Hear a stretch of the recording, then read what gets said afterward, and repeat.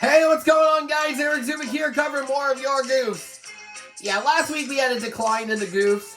There might be more of a decline this time, but I'm not so sure. Maybe next week could be a bounce back. I don't know the road ahead of this. All I know is today is Sir Topham Hatt's holiday. So let's head down to Sodor, where a much-needed break is happening for the Fat Controller right about now, yo. But first, we have a bit of a goof going on. It pertains to the title card art in the US. The apostrophe before S apparently doesn't seem to show up. Alright, Alec, you can talk now.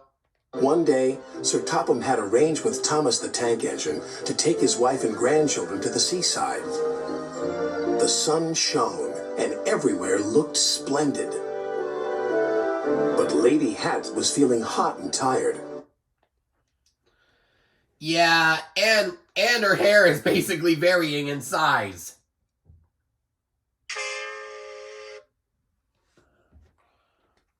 She took her troubles out on Annie and Clarabelle. "Those coaches are old and uncomfortable. Why don't you use them as beach huts instead?" Thomas was most upset. "You won't let them turn Annie and Clarabelle into beach huts, will you?" "Of course not, Thomas," replied his driver. "But I must admit they could be smartened up."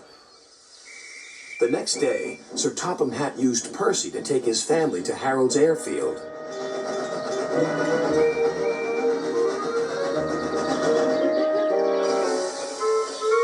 They were just about to board Harold when it happened.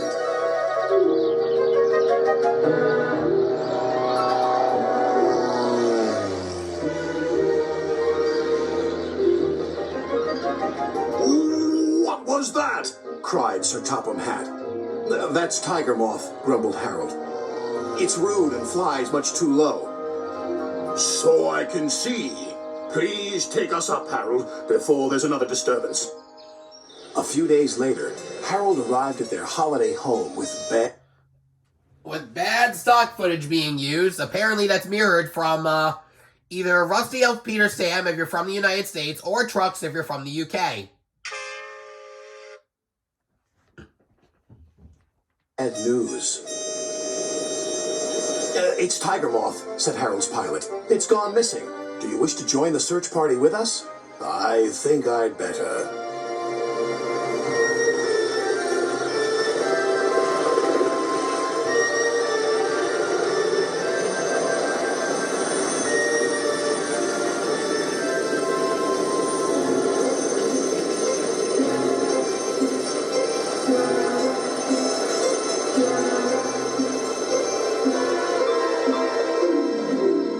"There's Tiger Moth," called Sir Topham Hatt.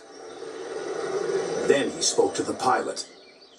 "You were showing off and flying dangerously. I will speak to your controller and request that you are grounded." "Yes, sir," replied the pilot. "Now, if you'll excuse me, I shall return to my holiday." "Jolly good idea, sir."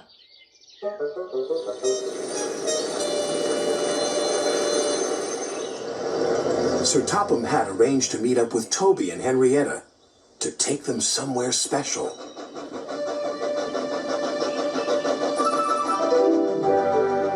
They arrived at a small real case of vanishing smoke. In a small river inlet. "What a beautiful boat!" exclaimed the children. "It's my special treat." Sir Topham Hatt took the helm with his wife beside him. "It's so nice to be away from the railway for once," he said to her. "And far cleaner," she replied. "But life on the river is very different from that on the rails."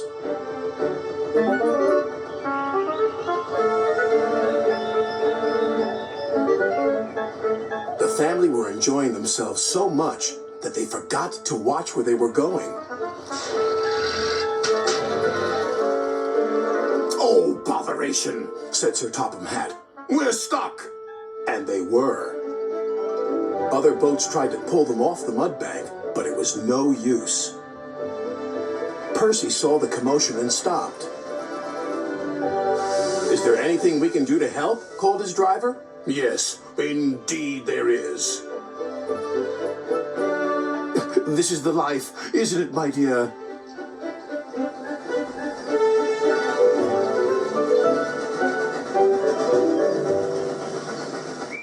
Soon they arrived at a small station.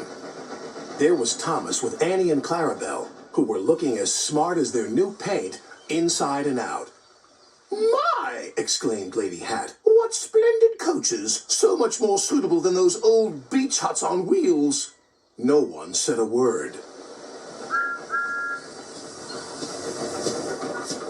But that evening, Annie and Clarabelle spoke to Thomas. It's very nice to get compliments, but no matter what we look like, we'll always be useful, won't we, Thomas? Of course, their friend replied. And that's the end of the story. If we missed any goofs, leave a comment down below. Don't forget to like this video if you've enjoyed. Do not forget to subscribe if you haven't done so already. And turn on all post notifications so you will not miss a single upload. This has been Eric Zuick signing off for now. Catch you guys at the next station. All aboard!